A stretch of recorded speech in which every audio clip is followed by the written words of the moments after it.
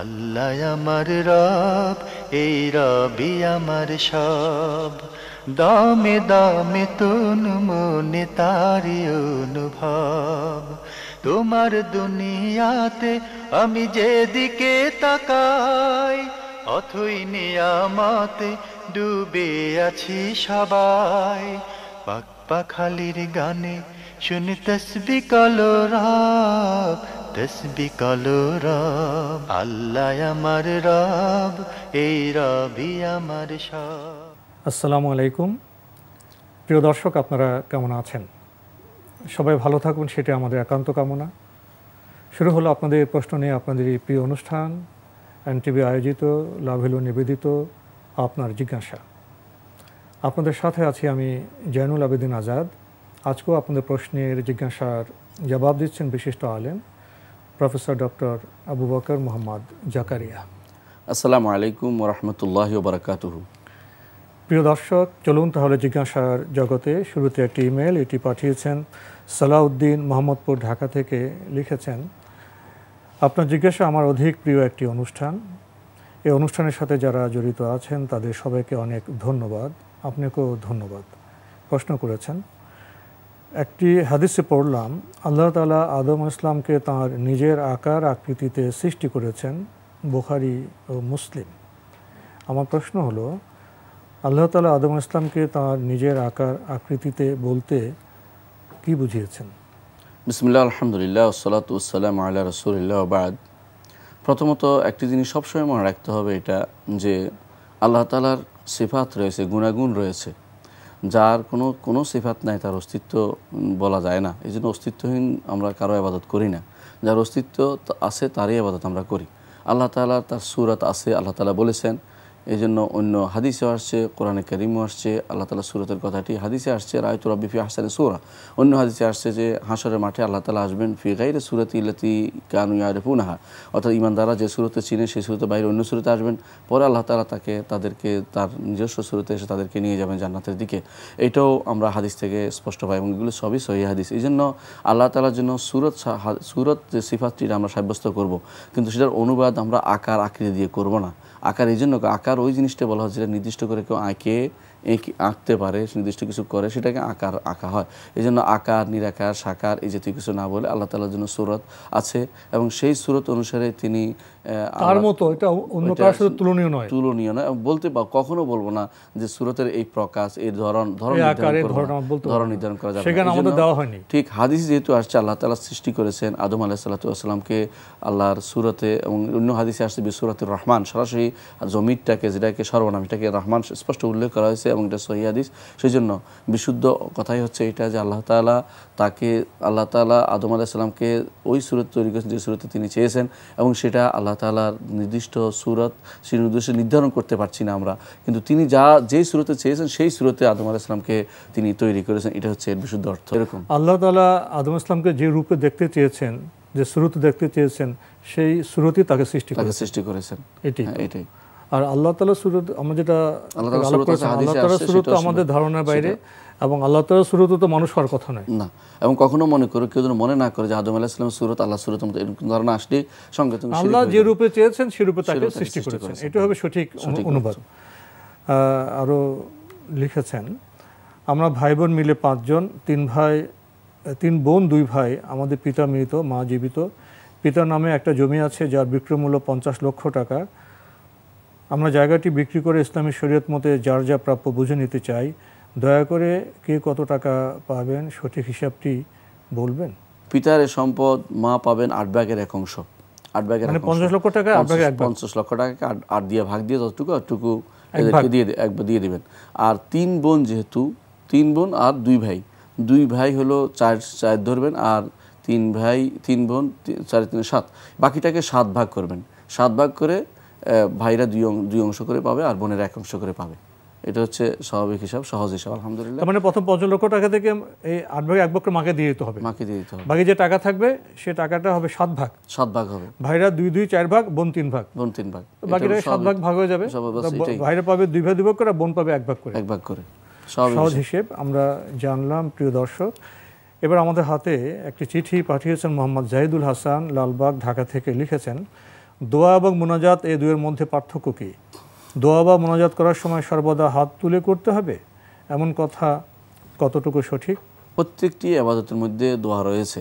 যেমন সালাতের মধ্যে দোয়া আছে, জাকাতের মধ্যেও জাকাতের পরে দোয়া আছে, জাকাত দেওয়ার পরে সওমের মধ্যে দোয়া আছে, হজের মধ্যে দোয়া আছে। প্রত্যেকটি আবাদতের প্রাণই হচ্ছে দোয়া। এই জন্য দোয়া করতেই হবে। দোয়ার মধ্যে হাত তোলার জায়গা হচ্ছে যেখানে চাওয়া পাওয়া আছে সেখানে হাত তুলবেন। হাত তোলা হচ্ছে দোয়ার আদব, কিন্তু সালাতের ভিতরে করতে পারবে না। এই জন্য সালাতের ভিতরে যেখানে হাত তোলার কথা নাই, আমাদের যেহেতু তাওকিফি বলি, অর্থাৎ যেটা আল্লাহ রসুল থেকে এসেছে সেটা সেই অনুসারে আমল করি, সেহেতু সালাতের যেখানে হাত তোলার নিয়ম প্রমাণিত হয়নি রাসূলুল্লাহ সাল্লাল্লাহু আলাইহি ওয়াসাল্লাম থেকে, সেখানে হাত তুলব না। আর যেখানে হাত তোলা প্রমাণিত সেখানে হাত তুলব। যেমন কুনুতের মধ্যে হাত তুলি আমরা, চলবো। এই জাতীয় জায়গাতে হাত তোলা যায়। আবার দেখেন সালাতের শেষ বৈঠকে হাত তোলা নাই, কিন্তু আছে আঙ্গুল তোলা, আঙ্গুল দিয়ে দোয়াটা করি আমরা। এই জন্য আঙ্গুল দিয়েও কিন্তু দোয়ার কাজটা চলে। আর কখনো হাত বেঁধেও দোয়া করে। যখন আমরা হাত বেঁধে যখন কেরাত পড়ি সেখানে কিন্তু অনেক দোয়া আছে, সেটাও দোয়া। তার মধ্যে আমরা হাত বেঁধে দোয়া করছি। অর্থাৎ দোয়া কিন্তু আপনার হাত বেঁধেও করা যায়, আঙ্গুল দিয়েও করা যায়, হাত তুলেও করা যায়। 3 সিস্টেম দোয়া রয়েছে। সুতরাং দোয়া আপনি করতে, এটা কিন্তু নির্দেশিত। আর যেটা মুনাজাত, এটা হচ্ছে একান্ত। আমরা অনেক কিছু দোয়াকে মুনাজাত এক করে ফেলি, দুইটা এক নয়। মুনাজাত যে একান্ত গোপন সলা পরামর্শ, যেটাকে বলে মুনাজাত। আল্লাহ তাআলা কোরআনে কারিমে যিনি বলছেন ওয়াক্কাররাবনাহু নাজিয়া। আবার রাসূলুল্লাহ সাল্লাল্লাহু আলাইহি ওয়াসাল্লাম সাথে দেখা করার জন্য সাহাবায়ে কেরাম আসলে কী করতে হবে সেটা বলেছেন, যে যখন তোমরা রাসূলের সাথে দেখা করবে তো ইজা নাজাইতুম রাসূলা ফাকাদ্দিমু বাইনা ইয়াদাই নাজওয়াকুম সাদাকা। যখন সলা পরামর্শ একান্ত করতে যাবে সাদাকা দিতে হবে তোমাদেরকে। তারপর আল্লাহ বলেছেন যে আল্লাহ এখন তোমাদেরকে ক্ষমা করে দিয়েছেন, এখন একান্ত কথা বলতে হলে তোমাদের সাদাকা লাগবে না। আল্লাহর সাথে একান্ত কথা সেটা কি? সেটা এক ধরনের দোয়া, তবে এটা একান্ত দোয়া। সেটা মানুষ অন্য কয়েকজনে মিলে দোয়া করলে এটা আর মুনাজাত থাকে না। মুনাজাত হচ্ছে একান্ত রাতের অন্ধকারে একান্তভাবে আল্লাহর কাছে নিবেদন করা, সেটাই হচ্ছে মুনাজাতের মূল অর্থ। অর্থাৎ একান্তভাবে কিছু চাওয়া, কিছু নিবেদন করা, কিছু ব্যক্ত করা আল্লাহর কাছে, তিনি তার কাছে কিছু চেয়ে নেওয়া, এইটা যেটা দুনিয়ার কেউ বুঝতে পারে না এরকম জিনিস। যেমন দোয়া করেছে জাকারিয়া আলাইহিস সালাতু ওয়াস সালাম, এমনভাবে দোয়া করেছেন যে রব্বি লা তাযারনি ফারদান ওয়া আনতা খায়রুল ওয়ারিসিন। আল্লাহ তুমি আমাকে একাকী ছেড়ো না, তুমিও ওয়ারিস বানাইতে পারো। আল্লাহ দিয়ে দিয়েছেন তাকে। এই যে গোপন একান্ত চাওয়াটার কারণে তাকে দিয়ে দিয়েছে, সবাই সামনে সেটা নয়। এমনকি এই যে মুনাজাতের কারণে, এই জন্য মুনাজাতের বেশি উপকারিতা হচ্ছে যখন অন্ধকার রাত্রিতে হবে, একাকিত্ব হবে, মানুষের সামনে হবে না, গোপন হবে, সেটা বেশি ভালো। যত বেশি একাকিত্ব হয় তত বেশি মুনাজাতের ফলটা বেশি হয়। এই জন্য এই মুনাজাতটা আলাদা, গভীরভাবে চাওয়া, সেটা হচ্ছে মুনাজাত। আর যেটা সবার সাথেও করতে পারে, একান্ত সবাই প্রকাশ্যে সবাই জানলো, সবাই শুনলো, সেটাই দোয়া। দোয়াটা ব্যাপক জিনিস। আর মুনাজাত হচ্ছে আরো আখাস বা বিশেষ জিনিস হচ্ছে মুনাজাত, একান্তভাবে একাকী যেটা চাওয়া। লিখেছেন, কোনো হুজুর বা এই ধরনের কারো মাধ্যমে পেটের ভেতর থেকে তাবিজ বের করা কি ইসলাম সম্মত? কোনো ঘরের মধ্য থেকে তাবিজ বের করার ইসলামী পদ্ধতি কি? কোনো হুজুর যদি বাটি বা এই ধরনের কোনো জিনিস ঘরের মধ্যে চালান দিয়ে তাবিজ উদ্ধার করেন তবে কি তা জায়েজ হবে? প্রথমত এই জাতীয় তাবিজ মানুষ বেশি বেশি কুসংস্কারে বিশ্বাসী এটা করে থাকে। অনেক সময় মানুষ কি করে নিয়ে আসে কোনো সুতা টুতা পড়ে টড়ে, দেখানো যে লম্বা হয়ে গেছে, বেটে হয়ে গেছে, তোমার বাড়িতে তাবিজ আছে, চালাকি করে, সবই হাতের কারসাজি। এগুলি এক ধরনের ধূর্ততা এবং এক ধরনের জাদু, ছোটখাটো লোক থাকে, এগুলো সাহায্য করে। অনেক সময় তাবিজ তাদের সাথেই থাকে। এরা যখন ঘরে যায় বা পার্টি চালান দেয়, তাবিজ এগুলি নিজেরাই বহন করে নিয়ে যায়। সেগুলি দিয়ে দেখবেন যে একই রকমের তাবিজ সব জায়গায় হাইপোথিসিসের মধ্যে নিমগ্নিত করে। এটা খুব খারাপ জিনিস। এই জন্য এই জাতীয় জিনিস একটু বিশ্বাস করবেন না। মনে রাখবেন, কেউ কারো বাড়িতে যে তাবিজ করার জন্য বসে নেই। করলে তারা হয়তো খারাপ কাজ করে, কিন্তু আপনার উঠানের জন্য এদের অনুসরণ করা, বা এদের পিছিয়ে নেওয়া, এদের কথা শুনতে হবে বা এদের পিছিয়ে চলতে হবে, এরকম কোনো কথা নেই। বরং আপনি বেশি বেশি করে আল্লাহর সাহায্য নেবেন, আপনি আল্লাহর কাছে দোয়া করবেন, সাথে সাথে সূরা বাকারা পড়বেন, আলে ইমরান পড়বেন। রাসূলুল্লাহ সাল্লাল্লাহু আলাইহি ওয়াসাল্লাম হাদিসে দুইটার কথা বলা হয়েছে, বিশেষ করে সূরা বাকারার কথা বলা হয়েছে, এটা যে কেউ যদি সূরা বাকারা পড়ে, শয়তান বা এই জাতীয় তাবিজ বা যারা জাদু করে সেটা তাদের কোনো কাজ করতে পারবে না। এজন্য সূরা বাকারা পড়বেন, বিশেষ করে আয়াতুল কুরসি পড়বেন, কুল আল্লাহু ফালাক, নাস পড়বেন, কুল আল্লাহু আহাদ পড়বেন, ইখলাস কুল ইয়া আইয়ুহাল কাফিরুন পড়বেন, 4 কুল যেটাকে বলা হয় এগুলি পড়বেন। আর দোয়া পড়বেন যে এই দোয়াটা বেশি বেশি করবেন, মা জিতুম বিশ-শাহর ইন্নাল্লাহ সাইয়ুবতিলহু ইন্নাল্লাহ লা ইসলিহু আমালাল মুফসিদিন। এটাও পড়বেন, কোরআন কারীমের আয়াত এটাও পড়বেন। অর্থাৎ যেখানে যেখানে আল্লাহ তাআলা বলেছেন যে জাদু কোনো কাজ করবে না, আমি সেটা বাতিল বাতিল করে দেবে, সেগুলি বেশি বেশি পড়লে যদি সত্যি সত্যি কেউ করে থাকে সেটা বাতিল হয়ে যাবে।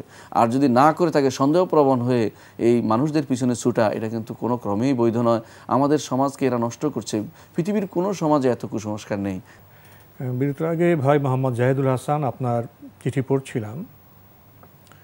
আপনি সবশেষে লিখেছেন, অনেকে মনে করেন মানুষ মারা গেলেও তার রূহ মারা যায় না। মানুষের রূহ 40 দিন পর্যন্ত মৃত ব্যক্তির ঘরের আশেপাশে থাকে। এই কথা কতটুকু ইসলাম সম্মত? প্রথমত মৃত্যু জিনিসটা হাকিকত বের করা খুব কঠিন। মৃত্যু আসলে কি জিনিস? মানুষের মৃত্যু হচ্ছে রুহটা তার শরীর থেকে আলাদা হওয়া, কিন্তু রুহ আলাদা হওয়াটাই তার জন্য মৃত্যু। রুহ শরীর যতক্ষণ আবার না আসছে এটা কাজ করতে পারছে না, এটাই তার জন্য মৃত্যু। মৃত্যু মানুষের শরীর যেভাবে নষ্ট পচে যায়, শেষ হয়ে যায়, রুহ কিন্তু এরকম নয় যে সে নিঃশেষ হয়ে যাবে। রুহ আবার ফেরত দেওয়া, এই জন্য হাদিসে আসছে যে যখন মানুষকে কবরস্থ করা হয় তখন তোড়া দুইলেই রুহু, তার কাছে তার রুহটাকে আবার ফেরত দেওয়া হয়। কেন? তাকে প্রশ্ন করা হবে, উত্তর দেওয়া হবে, শাস্তি অথবা শান্তি তার পেতে হবে, সে অথবা তার জান্নাতের নেয়ামত তাকে পেতে হবে অথবা জাহান্নামের শাস্তিকে পেতে হবে। এই জন্য তার জন্য রুহটাকে তাকে ফেরত দেওয়া হয়। এই জন্য এর অর্থই হচ্ছে রুহের মৃত্যু, অর্থই হচ্ছে শরীর থেকে আলাদা হওয়াটা হচ্ছে রুহের মৃত্যু। এটা হচ্ছে আল্লাহর একটা নির্দেশ। রুহ আল্লাহর একটা নির্দেশ, এবং সেটা নির্দেশ এটা একটা শরীরও বটে, যেটা দেখা যায় না। এরকম রুহের সংজ্ঞাই হচ্ছে এটা যে জিসমুল লাতিফুন, এটা একটা শরীর। নিঃসন্দেহে নির্দেশটা শরীর আকারে আসছে, কিন্তু এটা এত সূক্ষ্ম যেটা দেখা যায় না, এটা শরীর থেকে বের হয়। অর্থাৎ যখন কাফের হাদিসে আসছে যেভাবে যে কাফেরে যখন রুহ হরণ করতে আসে তখন রুহ সারা শরীরে বিক্ষিপ্ত হয়ে পড়ে, এমনকি আঙ্গুলের মাথা পর্যন্ত চলে আসে, নখের ভিতরে পর্যন্ত চলে যায়, সেখান থেকে টেনে টেনে বের করে। আল্লাহ তাআলা কোরআনে কারীমে এটা বলেছেন পর্যন্ত যে আল মালাইকাতু বাসিতু আইদিহিম আখরিজু আনফুসাকুম আল ইয়াউমা তুজজাউনা আযাবাল হুন বিমা কুনতুম তাকুলুনা আলা গায়রিল হাক্কি ওয়া কুনতুম আন আয়াতি তাস্তাকবিরুন, যে তারা রূহ তার শরীরের বিভিন্ন ভয়ে সারা শরীরের ভিতরে ছড়িয়ে পড়ে, তখন তাকে সেটা কিন্তু বের করতে অনেক কষ্ট হয় এবং তখন মৃত ব্যক্তির অনেক কষ্ট হয়। আর যেটা এই ভালো রূহ সেটা কিন্তু ডাক দিলেই চলে আসে, এবং যেভাবে পানির খুব সহজে থেকে এক ফোঁটা পানি পড়ে তেমনিভাবে সহজে বের হয়ে চলে আসে, তাহলে বের হয়। অর্থাৎ এটা একটা সূক্ষ্ম রূহ, সূক্ষ্ম একটা শরীর যেটা দেখা যায়, এটা আমার একটা অস্তিত্ব বলতে পারি, অস্তিত্ব আছে, সূক্ষ্ম একটা অস্তিত্বশীল জিনিস। এমন নয় শুধু মানে যেটা কথা না, মানে সেটা একটা জিনিস আছে। তো এই জিনিসটা আমরা বলি যে এটা শরীর থেকে আলাদা হওয়াটা এটার জন্য মৃত্যু, এটা আমাদের মনে রাখতে হবে। শরীর থেকে আলাদা হওয়াটা হচ্ছে রুহের জন্য মৃত্যু, এরপর নিঃশেষ হয়ে যায় না, এটা থাকে। আবার আল্লাহ তাআলা আবার এটাই ফেরত দিবেন কবরে, আবার হাসরের মাঠে এটাই দিবেন এই ব্যক্তিকে, যাতে করে সে স্মরণ করতে পারে সে কী করেছিল না করেছিল, সেটা তার স্মরণ করার সুযোগ হয়। আর আপনি দ্বিতীয় যে অংশটুকু প্রশ্ন করেছেন যে 40 দিন পর্যন্ত ঘুরে ফিরে 40 পালন করে, এটা হিন্দুদের কালচার, মুসলিমের কালচার নয়। মুসলিম এটা বিশ্বাস করলে এটা অবশ্যই গুনার কাজ হবে। কোনো দিন কোনো আত্মা ঘুরে বেড়ায় না, আত্মা ঘুরে বেড়ানো এটা বিশ্বাস করা যাবে না। ইলিনাস সিজনে কারা যাবে? ইলিনাস সিজনে কারা যাবে? হাদিসেও আছে যে ইলিনে চলে যায় যারা নেককার, সিজিনে চলে যারা বদকার, এবং সেখান থেকে ফেরত কবরে পাঠানো হয়। কখনো সেটা বাইরে ঘুরে না, রাস্তায় ঘুরে না, বা কবরের উপরে দাঁড়িয়ে থাকে না, এই জাতীয় কিছু নয়। কবরের উপরে থাকে কোনটা জানেন? আপনার সাথে যে শয়তানটা ছিল ওটা থাকে, ওটা অপেক্ষা করতে থাকে। এই জন্য কখনো কখনো আপনার শয়তানের সাথে ওটা সাক্ষাৎ করে গোপন কথা বলে দেয়, এরপরে গণকে গোপন কথা আবার সাপ্লাই করে, এগুলি চলতে থাকে। এগুলো দুনিয়ার মানুষকে বিভ্রান্ত করার জন্য এগুলি এক একটা কারসাজি শয়তানের, সেগুলি তারা করে। কিন্তু রূহ কখনো এই আপনার সাথে সম্পর্ক রক্ষা করার জন্য বা আপনার সাথে কথা বলার জন্য আসবে না। রূহ হয় ইলি না সিজিন, দুই এক জায়গায় যাবে, এবং সেটা কবরের সাথে সম্পৃক্ত হবে, হাসরের মাঠে সেটা সম্পর্ক। রূহ তো আল্লাহর নির্দেশ মেনে চলবে, যেখানে যাওয়ার সেখানে যাবে। জি, যেখানে যাবে, সে তো নিজের স্বাধীন ইচ্ছে এখানে সেখানে পরিভ্রমণ করতে পারবে না। একটি ইমেল পাঠিয়েছেন ইয়াসমিন, লিখেছেন, is plucking, that is threading eyebrow haram in Islam for girls? I have long and thick eyebrows. I am a woman. Usually in our society, a woman with thick eyebrow and slight mustache is treated differently. So I pluck my eyebrows and trim upper lip hair. এই বোনের বোধহয় মেয়েদের মধ্যে কিছু বোন তো অন্যরকম আছে, তার মোচো হয়ে যায়, খুব মানে অস্বাভাবিক। মোচের কথা বলেনি মনে বলছে, মস্টেস বলছে, তো স্লাইট বলছে। দেখুন খুব ভারী আইব্রো হয়, ভারী আইব্রো ঠিক হলে পছন্দ হয় মানুষ, এটা বলছিল তাই তো? না, উনি বলছেন যে ওনার যা বোঝা গেল বিশেষ অবস্থা, অনেক মেয়েদের আছেন এটা রোম বেশি হয়, আইব্রো মোটা, তারপর আপনার দাঁড়িয়ে হয় তো অল্প মস্টসও হয়ে যায়। এই অবস্থায় উনি এগুলো ট্রিম করেন, মানে বুঝছি, উনি ছাটেন, জি আসলে বোন এটা যেহেতু রাসূলুল্লাহ সাল্লাল্লাহু আলাইহি ওয়াসাল্লাম সরাসরি নির্দেশনা আসছে যে লা'নাল্লাহু নামিসা ওয়াল মুতানাম্মিসা, আল্লাহ লানত করুক যে ব্যক্তি ভ্রু প্লাক করে, প্লাক করার অর্থ হলো দুই থেকে কামিয়ে ছোট করে অথবা সেটা কামিয়ে ফেলে তুলে ফেলে, এটা কিন্তু একেবারে কঠিনভাবে নিষিদ্ধ। এই জন্য আপনি সেটা করবেন না। আর মুছের ব্যাপারটি উঠে ফেলাটাও আপনার জন্য বৈধ। যদি আপনার মেয়েদের মুখে দাঁড়িয়ে মতো হয় বা উঠে ফেলা বৈধ, এগুলি কোনো সমস্যা নেই। শুধু ব্রুর ব্যাপারে হাদিস আছে, নিষেধাজ্ঞা আছে। ব্রুর দুটো বিষয় আপনি, একটা হলো যে প্লাক করা, আল্লাহর সৃষ্টি যে বৈশিষ্ট্য যে এটা আরেকটা যে বেড়ে যায়, চোখে পড়ে যায়, উপর নিচে এলোমেলো হয়ে থাকে, যেগুলো চুল বেশি সমস্যা তৈরি সেগুলো কেটে ফেলা যাবে। সেটা তো চোখে অনেক সময় আসে, চোখের উপর পড়ে, সেটা আলাদা। কিন্তু মানুষ এটাকে অনেক সময় ইচ্ছা করে ছোট করে কামাতে থাকে, এর ফলে আরো কঠোর আকার ধারণ করে। এই জিনিসটা সুতো দিয়ে টেনে তুলে ফেলে, এটা জায়েজ নেই। যেটা সমস্যা তৈরি করবে, সমস্যা থেকে অবশ্যই মুক্ত হতে হবে, এতে কোনো সন্দেহ নেই। কিন্তু আপনার শরীরের মোষ আছে, কারো উঠে যায়, কোনো নারী অথবা কারো দাড়ি উঠে যায়, এগুলো কিন্তু কেটে ফেলাই হচ্ছে সুন্নত। এটা কেটে ফেলতে হবে, কারণ মহিলাদের মুখে মোষ বা দাড়ি মানানসই নয়, এটা রাখবে না সে। হ্যাঁ, কিন্তু ব্রু কখনো কাটবে না। ব্রু চেষ্টা করবে যতক্ষণ পর্যন্ত না যেটা বেয়ারা হয়ে যাচ্ছে, অর্থাৎ সেটা সীমার বাইরে চলে যাচ্ছে, ততক্ষণ পর্যন্ত সেটাকে কখনো কাটবে না বা সেটাকে কোনো কাটাকাটি করবে না। আর যদি সেটা বেয়ারা হয়ে যায় সেটা কাটবে, কারণ তখন এই উদ্দেশ্য নয় যে আমি ব্রু উঠাচ্ছি, সৃষ্টি থেকে আমি এটা পরিবর্তন করছি না, বরং আমার অসুবিধা হচ্ছে। সেই জন্য। আমাদের হাতে আরেকটি ইমেল, এটি পাঠিয়েছেন আহমেদ ইস্তিয়াক। লিখেছেন, মৃত্যুর পর অনেকের চেহারা সুন্দর, আবার অনেকের চেহারা খারাপ হয়ে যায়, এটার কি কোনো ইসলামিক ব্যাখ্যা আছে? প্রথমত একটা হাদিস আছে যে আল মুমিন ইউকবাদু আলা আরাকি জাবিনিহি, যে মুমিনে অনেক সময় তার এই ঘামের মাধ্যমে, চেহারার ঘামের মাধ্যমে তার মৃত্যু হয়। এটা একটা হাদিস আছে। এটা অর্থ হচ্ছে কারো যদি এরকম হয় সেটা তার জন্য সুখবর, কিন্তু কারো চেহারা কালো হলেই যে সে জাহান্নামী বা ক্ষতিকর অবস্থা সেটা নয়, এটা মনে করার কোনো কারণ নেই। কারণ এমনও হতে পারে যে তাকে এই অবস্থায় দিয়ে আল্লাহ তাআলা তাকে আযাব দিয়ে দুনিয়াতেই তাকে মুক্ত করে দিয়েছেন, আখিরাতে তার জন্য আযাব দিবেন না। তাই ধারণাভিত্তিক কথা না বলাই ভালো। জি লিখেছেন, রোগ ব্যাধি থেকে বাঁচার জন্য কোনো নির্দিষ্ট দোয়া আছে কি? জি, রোগ ব্যাধি থেকে বাঁচার জন্য সবসময় দোয়া করুন, আল্লাহুম্মা ইন্নী আসআলুকাল আফওয়া ওয়াল আফিয়াতা ফি দীনি ওয়া দুনিয়ায়া ওয়া আহলি ওয়া মালি। এই দোয়াটা বেশি বেশি করে করবেন।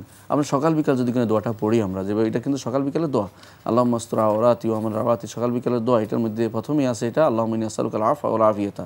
এর বাইরে শুধু যদি আল্লাহুম্মা ইন্নী আসআলুকাল আফিয়া, আল্লাহ তোমার কাছে নিরাপত্তা চাই, আল্লাহ তোমার কাছে মুক্তি চাই, তো রোগ বেশি বেশি দোয়া হবে। আর বিশেষ যদি আক্রান্ত হয়ে যান তখনও কিছু দোয়া আছে। যেই জায়গায় আক্রান্ত হয়েছেন সেখানে হাত দিবেন, বিসমিল্লাহ বিসমিল্লাহ বিসমিল্লাহ বলবেন, তারপরে 7 বার বলবেন আউযু বিল্লাহি ওয়া কুদরাতি মিন শাররি মা আজিদু ওয়া হাদির, এবার 7 বার সেই জায়গায় হাত দিয়ে বলবেন। এটা অবশ্যই এটা এটা রাসূলুল্লাহ সাল্লাল্লাহু আলাইহি ওয়াসাল্লামের শিখানো দোয়া, সেটা আপনি করবেন। এটা হিসনুল মুসলিমে আপনি সেটা পাবেন, হিসনুল মুসলিম গ্রন্থে সেটা পাবেন। সেখানে দেখে হাত দিয়ে ধরে সেখানে দোয়া করবেন। এটাও কিন্তু শেফার একটা কাজ। এবং আয়াতুল শেফাগুলি পড়বেন, যেখানে যেখানে আল্লাহ তাআলা শেফার কথা বলছেন, শিফাউল লিমা ফিস সুদূর লিয়াশফি সুদূর আকাওয়ামিল মুমিনিন, যেভাবে আল্লাহ তাআলা শেফার আয়াতগুলো দেখে দেখে পড়বেন। আশা করি সেগুলো ইনশাআল্লাহ, এবং সূরা ফাতিহা পড়বেন, এগুলো কিন্তু শেফার কাজ দেবে। এই জন্য দোয়া আছে এবং আমল আছে, সবই আছে, এগুলি অনুসরণ করবেন। কোনো পীর ফকির বা কোনো রকমের বেদাতি বা শিরকি কোনো তাবিজের অনুসরণ করবেন না, সেটা জায়েজ নেই। প্রিয় দর্শক, এবার আমাদের হাতে একটি ইমেল পাঠিয়েছেন কামরুল হাসান, রাজারবাগ, ঢাকা থেকে। আপনি ইংরেজি হরফে বাংলায় চিঠিটি পাঠিয়েছেন, আমি পড়ার চেষ্টা করছি। আমার প্রশ্ন হলো, আমরা বাড়ি করার সময় কিছু টাকা ব্যাংক থেকে লোন নিয়েছিলাম। আমরা প্রতি মাসে লোনের কিস্তি পরিশোধ করছি। এখন আমার মা বাবা হজ করতে চাইছেন, ব্যাংক লোন থাকলে আমার মা বাবা কি হজ করতে পারবেন, নাকি লোন পরিশোধ করে হজ করতে পারবেন? আমরা লোনের কিস্তি পরিশোধ করি প্রতি মাসে, এখনও আরও কয়েক বছর লাগবে, দয়া করে জানাবেন। লোন করে বাড়ি করা জায়েজ নেই। যদি কোনো আপনাকে কেউ ধার দিত, অথবা আপনি যদি কোনো ইনভেস্ট নিতেন, অথবা আপনি কোনো শরিয়া মোতাবেক শরিয়ার যে কোনো একটা টার্ম অথবা যে আপনি একটা মুডকে গ্রহণ করে আপনি যদি কোনো নিতেন, তাহলে আমরা কথা বলতাম না। কিন্তু দেখুন, লোন করে আপনি গুনার কাজ করে বাড়ি করেছেন, সেই বাড়ি তো আপনার জন্য বিপদের কারণ হবে।